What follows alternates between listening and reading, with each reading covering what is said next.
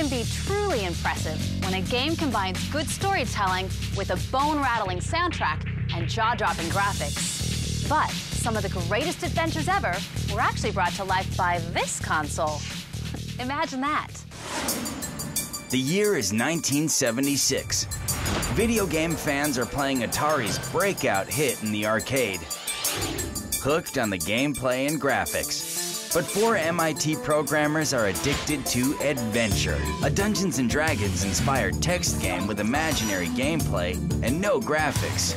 It's all in their heads. Being picky programming types, we had a lot of complaints about it. It was a 2-word parser, you know, kill, dwarf, eat dragon, whatever. Really simple stuff. So we, said, oh, we can do a better job than that. And so we did. January 1977, Lebling and team begin programming an epic game set in the great underground empire with its menacing ruler, Lord Dimwit Flathead. These guys are so buried in code that they forget to name their game. Someone tags it Zork, MIT jargon for an unfinished project. The name sticks, even though it's finished and ready to play in just 6 months. Zork was written in a language called Muddle. It allowed very easy writing, very easy debugging, very easy prototyping. So you could sit down and cobble together a prototype of an area of the game in a couple of hours. And then you could have people playing it very quickly.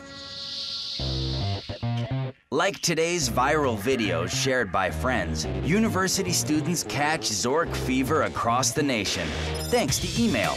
Yep, email on the ARPANET, ancestor to the internet. They dial up MIT's mainframe day and night to play Zork and embark on a dangerous adventure and a puzzling treasure hunt with a mysterious white house at its core. Playing is simple. Type in any reasonable English sentence. The game understands and follows your command.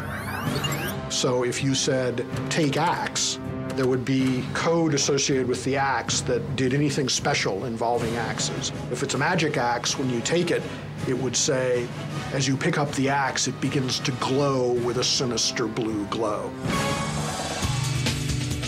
Zork hooks an MIT professor who urges Lebling and others to form a company and sell it. Enter Infocom. After 2 years of tweaks, Zork 1 hit stores in 1980 for just about every popular system of the day: Apple, Atari, Commodore, IBM, and it goes gangbusters, becoming the top-selling game software of 1981, 82, 83, and 84. Total sales, $20 million. I think if you look at technologies today, you will see that one of the things that people really hunger for is connection with another intelligent, sympathetic entity. One of the things that made games like Zork popular is you got the feeling, when they worked right, you were talking to somebody who was listening, somebody who was responding in a way that another human would respond to you.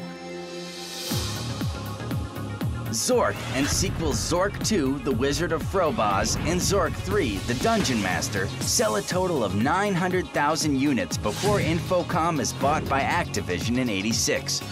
A bunch of text adventures follow, some created by Lebling. But to this day, the majority of critics and fans deem Zork the quintessential text title. It's incredibly gratifying that after 30 years, even now I run into people who were influenced by Zork.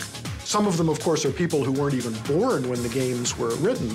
My wife, I think, has put it best. Well, you're semi-famous.